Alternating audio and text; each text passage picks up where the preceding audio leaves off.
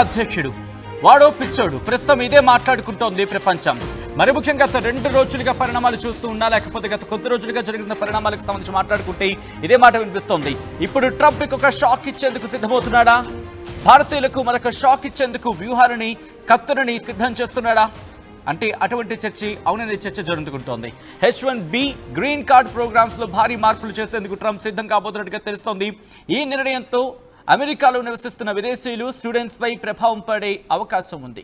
కీలక వ్యాఖ్యలు చేసింది కామర్స్ సెక్రటరీ కీలకమైన వ్యాఖ్యలు చేశారు. హోవర్డ్ లుట్నిక్ వ్యాఖ్యలు చేశారు. H1B వీసా ప్రోగ్రామ్ పెద్ద స్కామ్ అంటున్నారు ఆయన. ఈ క్రమంలోనే ఇంకొన్ని కీలక వ్యాఖ్యలు చేశారు. H1B వీసాతో విదేశీయులకే లాభం అంటూ కూడా చెప్పుకొచ్చారు.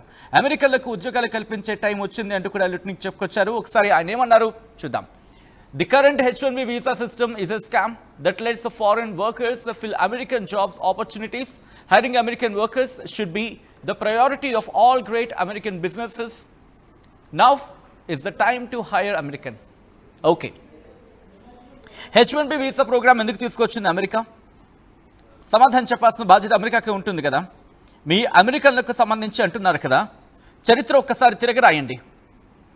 So called Lutnick, do you have any idea where the Americans, where the origin of the American has come? Who are the real Americans? Can you please specify that? Could you please define that? Who are the Americans? From where the Americans have come from? And can you please tell to the world, what about America? Where all the Americans have come from? ఒకసారి చెప్పవయ్యా, అమెరికన్లు ఎక్కడి నుంచి వచ్చారో చెప్పండి అయ్యా, America ఎక్కడుందో చెప్పండి అయ్యా. మీరంతా ఒక్కసారి మీ పూర్వీకులు తిరగేయండి. ఎక్కడెక్కడి నుంచో వచ్చి అమెరికాలో స్థిరపడిన వాళ్ళే అమెరికన్లు. గుర్తుపెట్టుకో లుట్నిక్, గుర్తుపెట్టుకో ట్రంప్. చరిత్ర మర్చిపోదు దేనిని, చరిత్ర దేన్ని మర్చిపోలేదు. మీరు చరిత్రను మర్చిపోవచ్చు గాక. మీరు చరిత్రను మర్చిపోతే మీ అంత పిచ్చి వెధవులు ప్రపంచంలో ఇంకొకరు ఉండరు. What you are saying? H1B వీసాతో ఇటు అమెరికన్లకు నష్టం జరుగుతోందా? విదేశీయులు బాగుపడుతున్నారా? ఈ నేపథ్యంలో ఒక్కసారి వీళ్ళు ఏమంటున్నారు, ఈ సో కాల్డ్ అమెరికా ఏమంటుందో చూద్దాం. ఆ తర్వాత వీళ్ళకి బహుశా ఈరోజు ఆకలి గట్టిగా వేస్తున్నట్టుంది. వడ్డించేద్దాం, గట్టిగా పెడదాం. ఒక్కసారి అమెరికన్లు ఏమంటున్నారో చూద్దాం. I'm involved in changing the H1B program, right? We're going to change that program because that's terrible, right? We're going to change the green card. You know, we give green cards. The average American makes $75,000 a year, and the average green card recipient $66,000. So we're taking the bottom quartile. Like, why are we doing that? That's why Donald Trump is going to change it. That's the gold card that's coming, and that's we're going to start picking the best people to come into this country. It's time for that to change.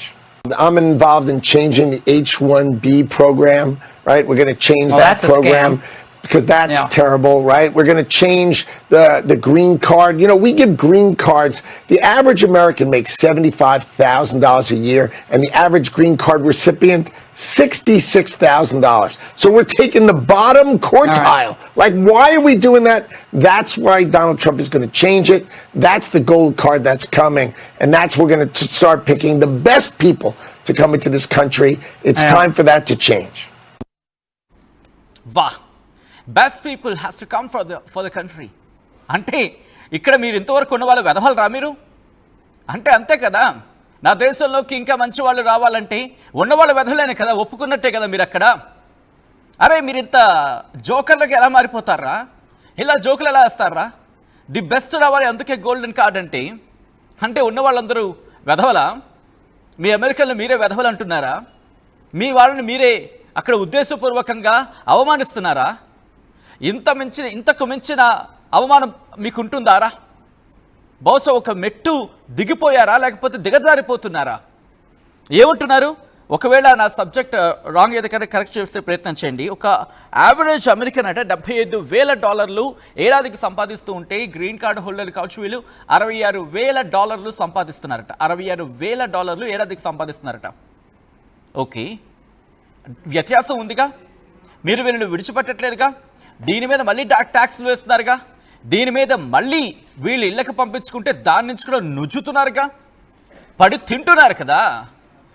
ప్రపంచ దేశాల నుంచి అరే మీ దగ్గర talent లేదురా, మీ దగ్గర talent పెంచుకోండి, మీకు ఒక అలసత్వం ఉంటుంది, మీకు ఒక దాన్ని ఏమంటారు బద్ధకం, ఆ బద్ధకం ఏదో జబ్బు ఉంటుంది మీ దగ్గర, మా భారతీయుల దగ్గర అది ఉండదు. అంటే మీ ఏడుపంతే డైరెక్ట్గా మా మీదే కదా. ఒక్కసారి మీ కంపెనీలకు చెప్పండి రా, ఈరోజు భారత్లో ఉన్న ఐటీ ఉద్యోగులకు కావచ్చు, లేకపోతే అక్కడ ఆ కంపెనీలకు పనిచేస్తున్న వాళ్ళకి సంబంధించి ఒక్కసారి మీరు రికార్డ్ తీసుకోండి. Record, just take the record of how much time that each and employee is working on and of the record. You're working, how much time that they are working, just question them. Off the record, just take a survey. Off the record, just take a survey. ఒక్కొక్కడు కనీసం 8 గంటలు అంటే 10 గంటలు 12 గంటలు గత రెండేళ్లుగా 12 గంటలు 13 గంటలు 16 గంటలు కూడా పనిచేసిన వాళ్ళు నాకు తెలుసు. మీ సో కాల్డ్ కంపెనీస్ కోసం చేయమనండి, మీ అమెరికాలను చేయమనంట్రా. చాలామంది ఐటీ ఉద్యోగులు బహుశా నా కథనం చూస్తూ ఉండొచ్చు. అఫ్కోర్స్ మీ పేరుని రివీల్ చేయకండి, ఐ నో కొంచెం మీకు ఇబ్బందికర వాతావరణం ఉండొచ్చు, కాబట్టి మీరు రియాక్ట్ అయ్యే ప్రయత్నం చేయండి. H1B వీసాల వల్ల మీరు బాగుపడుతున్నారు. కూర్చున్న కొమ్మని నరుక్కునే బుద్ధి తక్కువ వెధవలరా మీరు, నిర్మోహమాటంగా చెప్తా. కూర్చున్న కొమ్మని నరుక్కుని దిక్కుమాలిన బ్యాచ్ మీదంతా, సంత మీదంతా కూర్చున్న కొమ్మని నరుక్కుంటారా మీరు? H1B వీసా వల్ల నాశనం అయిపోతున్నారు, పడిపోతున్నారు. ఏంటది, అమెరికా నష్టపోతుంది. ఏందిరా అమెరికా, ఏది అమెరికా, ఏది అమెరికా, ఏది అమెరికా, ఎవడు అమెరికా? సౌత్ ఆఫ్రికా నుంచి వచ్చిన వాళ్ళు కావచ్చు, ఏషియా నుంచి వచ్చిన వాళ్ళు కావచ్చు, వలసలతో వచ్చిన వాళ్ళు రా అక్కడికి. మీకు చరిత్ర తెలియకపోతే పుస్తకం బలపం పట్టుకు రండి, పలక బలపం పట్టుకు రండి, మేము నేర్పిస్తాం ఏబిసిడీలాగా, మీకు చరిత్ర నేర్పిస్తాం. ఇప్పటికే భయపడిపోయి మానేస్తున్నారు.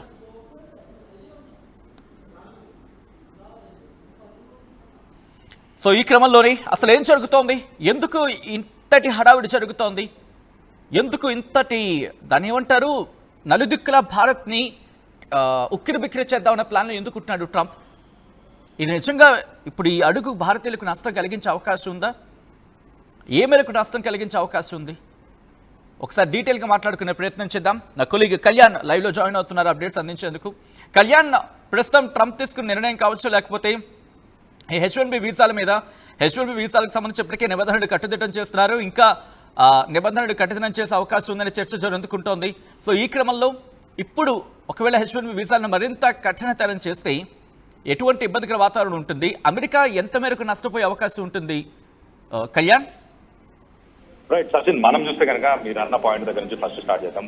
అమెరికా అనేది ఒక 500 సంవత్సరాల క్రితం ఫామ్ అయిన ఒక కంట్రీ. దానికి ముందు అక్కడ ట్రైబ్స్ ఉండేది, ఇండియన్స్ అనే ఒక ట్రైబ్స్ అక్కడ ఉండే వాళ్ళు, వాళ్ళకి కొన్ని స్పెషల్ ప్రివిలేజెస్ ప్రస్తుతానికి ఉన్నాయి. కానీ వాస్తవానికి చూసుకుంటే యూరోప్ నుంచి, వేరే దేశాల నుంచి, యూరోప్ సంబంధించిన ఇతర దేశాల నుంచి వెళ్ళి అక్కడ ఎవరైతే సెటిల్ అయ్యారో వాళ్ళందరూ ఇప్పుడు వైట్ మెన్, అక్కడ వైట్ అమెరికన్స్. ఓకే, సో వీళ్ళందరూ కూడా ఇమిగ్రెంట్సే ఒక 500 ఏళ్ల కింద, అంటే ఒక 5 జనరేషన్స్ 6 జనరేషన్స్ అనుకోవచ్చు మనం. ఆ జనరేషన్స్ ముందు వీళ్ళందరూ కూడా ఇమిగ్రెంట్సే. ఇప్పుడు మాత్రం మాకు ఎవరు వద్దనని కనుక అసలు యాక్చువల్ జరిగిన ఇన్సిడెంట్ గురించి మరొకసారి చెప్పే ప్రయత్నం చేస్తా. ఫ్లోరిడా గవర్నర్ ఎవరైతే ఉన్నారో రాన్ డిశాంటిస్ అని చెప్పేసి, ఆయన ఒక ప్రోగ్రామ్ లో ఉన్నప్పుడు ఆయన చాలా క్లియర్ గా ఆయన ఏం చెప్పాడంటే, H1B వీసా ప్రోగ్రామ్ అనేది ఒక పెద్ద స్కామ్, దానివల్ల చీప్ ఫారెన్ లేబర్ ని తీసుకొచ్చి ఇక్కడ పెడుతున్నారు, ఎస్పెషల్లీ ఇండియా నుంచి ఎక్కువ మందిని తీసుకొస్తున్నారు. మొత్తానికి 70% H1B కి సంబంధించిన వీసాలు ఇండియన్స్ కే ఇస్తున్నారు అని చెప్పుకొచ్చాడు. దాని తర్వాత ఇదంతా ఒక కాటేజ్ ఇండస్ట్రీ, అంటే మన పత్తే వ్యాపారం ఇదంతా ఒక అని చెప్పేసి ఆయన ఈ పదం కూడా యూజ్ చేశాడు, కాటన్ ఇండస్ట్రీ. అలాగే ఇదంతా ఒక గేమ్ సిస్టమ్, ఇక్కడ ఉన్న కంపెనీస్ అన్ని ఇట్లా మారిపోయాయి అని చెప్పేసి ఆయన చెప్పుకొచ్చాడు. ఆయన తర్వాత యుఎస్ కి సంబంధించి కామర్స్ సెక్రటరీ ఎవరైతే ఉన్నారో హోవర్డ్ లుత్నిక్ అని చెప్పేసి, ఆయన కూడా సిమిలర్, అంటే ఇవే మాటలు ఆయన కూడా రెజొనేట్ చేశాడు. ఆయన కూడా H1B కావచ్చు, అలాగే గ్రీన్ కార్డ్ సిస్టమ్స్ కి సంబంధించి కావచ్చు, ఇవన్నీ కూడా స్కామ్స్ అని కూడా ఆయన చెప్పుకొచ్చాడు. సో శాలరీ బేసిస్ చూసుకొని వీసా అలొకేషన్ చేస్తున్న కంపెనీలు, ఒక లాటరీ సిస్టమ్ దీన్ని రిప్లేస్ చేయాలి లాటరీ సిస్టమ్ కి అని చెప్పేసి ప్లాన్ చేస్తున్నాం అని చెప్పి కూడా ఆయన చెప్పాడు. సో ప్రస్తుతం అయితే ఇండియాకి సంబంధించిన ఎవరైతే ప్రొఫెషనల్స్ ఉన్నారో వీళ్ళందరూ ఎక్కువ శాతం ఉన్నారు. వీళ్ళందరినీ కంపెనీస్ కూడా తీసుకోవద్దని చెప్తున్నారు. ఒక్కసారి మనం కారణాలు చూద్దాం, అసలు ఇండియన్స్ ని ఎందుకు తీసుకుంటున్నారు, 70% తీసుకుంటున్నారు అని చెప్పి ఆయన చెప్పినప్పుడు స్టెమ్ అనే ఒక ప్రోగ్రామ్ ఉంది పవర్స్ కి సంబంధించి. ఆ స్టెమ్ ప్రోగ్రామ్ ద్వారా 25 లక్షల మంది గ్రాడ్యుయేట్స్ ప్రతి సంవత్సరం ఇండియా నుంచి బయటకు వస్తున్నారు. వచ్చిన తర్వాత ఆ graduates high level of English proficiency, అంటే చాలా బాగా ఇంగ్లీష్ మాట్లాడగలుగుతారు. అలాగే వాళ్ళు చాలా కాంపిటేటివ్ గా కూడా ఎక్స్పీరియన్స్ కూడా ఉంటుంది. కాబట్టి ఇంకొక పక్కన మనం చూసుకుంటే ఇన్ఫోసిస్, టీసీఎస్, విప్రో ఇలాంటి కంపెనీస్ కొన్ని వేల మంది ఇక్కడ నుంచి ఎంప్లాయీస్ ని అమెరికాకి సంబంధించిన క్లయింట్స్ కి పంపిస్తున్నారు. సో అదొక రీజన్. ఇంకొకటి అకాడమిక్ మైగ్రేషన్, అంటే ప్రతి సంవత్సరం ఎంతో మంది అక్కడికి చదువుకోవడానికి వెళ్తున్నారు. దాని తర్వాత అక్కడే మాస్టర్స్ తర్వాత H1B రోల్స్ లోకి వాళ్ళు మైగ్రేట్ అయిపోతున్నారు. కాబట్టి ఇండియన్స్ అక్కడ ఎక్కువ ఉన్నారు. ఎందుకున్నారు మరి వేరే వాళ్ళు ఎందుకు లేకపోయారు అని అంటే టాలెంట్ ఒకటి, first knowledge, talent, English fluency, experience. ఇంకో పక్క కాలేజెస్ పరంగా స్టూడెంట్స్ చూసుకుంటే మరి కాలేజెస్ కి ఆదాయం వస్తుంది కదా. ఒక మాస్టర్స్ ప్రోగ్రామ్ అని చెప్పేసి ఎంఎస్ కి చాలా మంది యూఎస్కి వెళ్ళినప్పుడు దాదాపు వాళ్ళు 20, 30, 40, 50 లక్షల పైన కూడా ఖర్చు పెడుతున్నారు. మరి అదంతా ఆదాయం కదా, దాన్ని మాత్రం ఆపట్లేదు. వాళ్ళు ఎక్కడ నుంచి అయితే టాలెంట్ ని తీసుకుంటున్న కంపెనీస్ కాబట్టి వాళ్ళకంటే ధీటుగా పనిచేస్తారు, తక్కువ డబ్బులకైనా ఎక్కువ పని చేస్తారు. కష్టపడే తత్వం ఉంది ఇండియన్స్ కి కాబట్టి తీసుకుంటున్నారు, అంతేగాని అంతకు మించి ఇంకేం లేదు. వాళ్ళేదో మనని ఉద్ధరించడానికి, మనకు మంచి చేయడానికి కాదు. వాళ్ళే 500 ఏళ్ల కింద వచ్చిన వాళ్ళు, వాళ్ళొచ్చి మనని ఉద్ధరించడం ఏంటి? వాళ్ళే ఇమిగ్రెంట్స్. వాస్తవానికి చూస్తే ట్రంప్ వైఫ్ కూడా ఇమిగ్రెంటే కదా. సో మనం ఒక్కసారి స్టాట్ చూసుకుంటే 2000 సంవత్సరంలో H1B వీసాలు 2 లక్షలు అప్లై చేస్తే 1,00,000 మాత్రమే ఇష్యూ చేశారు. 2010లో చూసుకుంటే 2,28,000 అప్లై చేస్తే 1,40,000 మాత్రమే అప్రూవ్ చేశారు. సో లాస్ట్ 2024లో చూస్తే 4 లక్షల అప్రూవల్స్ లో 2 లక్షలు మాత్రమే ఇష్యూ చేశారు మనకి. అంటే 50% మనకి ఇస్తున్నారు, వాళ్ళకి ఎక్కువ ఇవ్వట్లేదు. ఒక పక్కన చైనా చూస్తే చైనా మనకంటే ఎక్కువ వీసాస్ ఇష్యూ అవుతున్నాయి, మనకంటే ఎక్కువ సంపాదిస్తున్నారు అమెరికాలో. ఏషియాకు సంబంధించిన ఇమిగ్రెంట్స్ అందరిలో లెక్క చూస్తే చైనీస్ మనకంటే ఫార్వర్డ్ ఉన్నారు, మనకంటే ఎక్కువ సంపాదన ఉంది వాళ్ళది. దాని తర్వాత నెక్స్ట్ ప్లేస్ లో ఇండియన్స్ ఉన్నారు అమెరికాలో. ఒక్కసారి మనం పాపులేషన్ వైజ్ చూసుకుంటే కనుక 2000 సంవత్సరంలో 1.8 మిలియన్, అంటే 18 లక్షల మంది మాత్రం ఉన్నారు పాపులేషన్ లో. దాని తర్వాత 2010లో చూసుకుంటే 28 లక్షలు, 2020లో చూసుకుంటే 48 లక్షలు, 2023లో చూసుకుంటే 52 లక్షల మంది మాత్రం ఇండియన్స్ ఉన్నారు. ఇది ఓవరాల్ పాపులేషన్ లో ఇది హార్డ్లీ మనం 10 to 15% మాత్రమే ఉన్నాం. సో అలాంటి పరిస్థితి ఉంది. మొత్తానికి అయితే అమెరికాలో ఇండియన్స్ తక్కువలో ఎక్కువ ఎక్స్పర్టీస్, ఎక్స్పీరియన్స్, నాలెడ్జ్, సబ్జెక్ట్ ఉంది కాబట్టి మనకు ఆ వీసాలు వస్తున్నాయి, ఊరికే రావట్లేదు. ఎన్నో ప్రపంచ దేశాలు ఉన్నా కూడా మనకి రావడానికి కారణం ఇవే మెయిన్ గా. Right Kalyan, thanks for update. మొత్తంగా అయితే మాత్రం ఈ ఘటనకు సంబంధించి, ఈ కథనానికి సంబంధించి ఆల్రెడీ రియాక్షన్ స్టార్ట్ అవుతున్నాయి.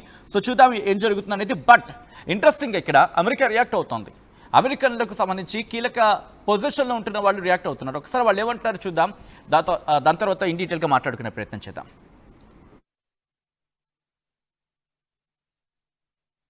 I'm involved in changing the H1B program, right? We're going to change that program. Because that's terrible, right? We're going to change the green card. You know, we give green cards. The average American makes $75,000 a year, and the average green card recipient, $66,000. So we're taking the bottom quartile. Like, why are we doing that? That's why Donald Trump is going to change it. That's the gold card that's coming. And that's we're going to start picking the best people to come into this country. It's time for that to change. For too long, much of our tech industry pursued a radical globalism that left millions of Americans feeling distrustful and betrayed. And you know that. Everybody knows that. Everybody in this room certainly does. Many of our largest tech companies have reaped the blessings of American freedom while building their factories in China, hiring workers in India, and slashing profits in Ireland. You know that. All the while dismissing and even censoring their fellow citizens right here at home. Under President Trump, those days are over. We need U.S. technology companies to be all in for America. We want you to put America first. You have to do that. That's all we ask. That's all we ask.